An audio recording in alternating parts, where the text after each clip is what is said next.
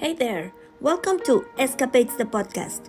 I am your host, Lorena Hernandez, your transformational coach. Join me in exploring taboo topics focused on the 5 drivers of empowerment. Bienvenidos de regreso a Escapades. Today's topic is fear. So, what is actually fear? Fear, by the Oxford Dictionary, is defined as an unpleasant emotion caused by the belief of someone or something that could be dangerous, likely to cause pain, or a threat to yourself.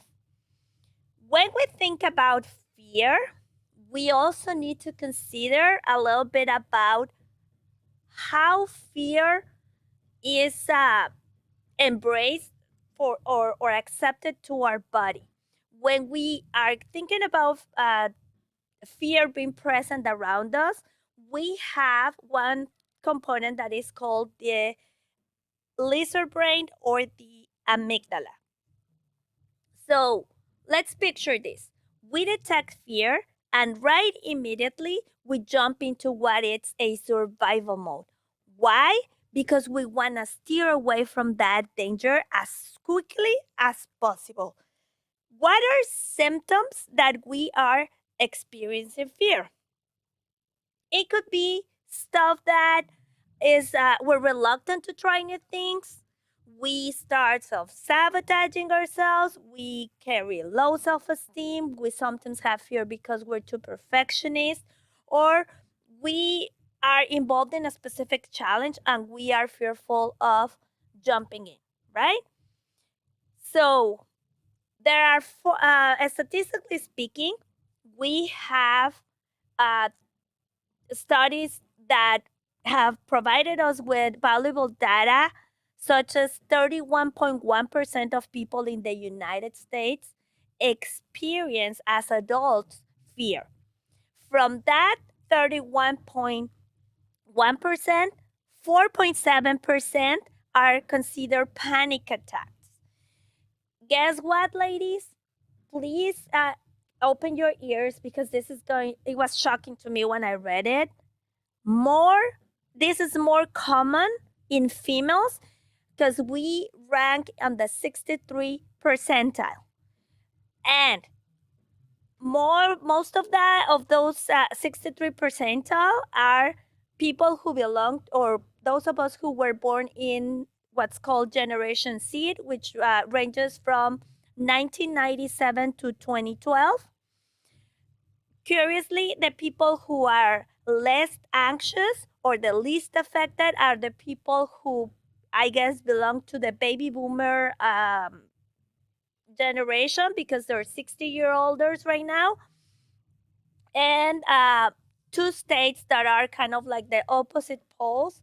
Florida is the one with the lowest state with a 16.03%, where Oregon ranked the highest with a 22.66%.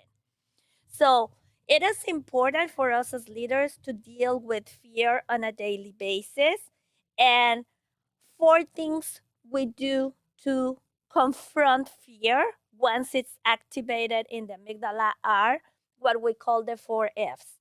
The first is fight. And fight comes pretty much from, I already had a previous experience. I know it was traumatic or hurt me either emotionally or physically. And I don't want to go with that.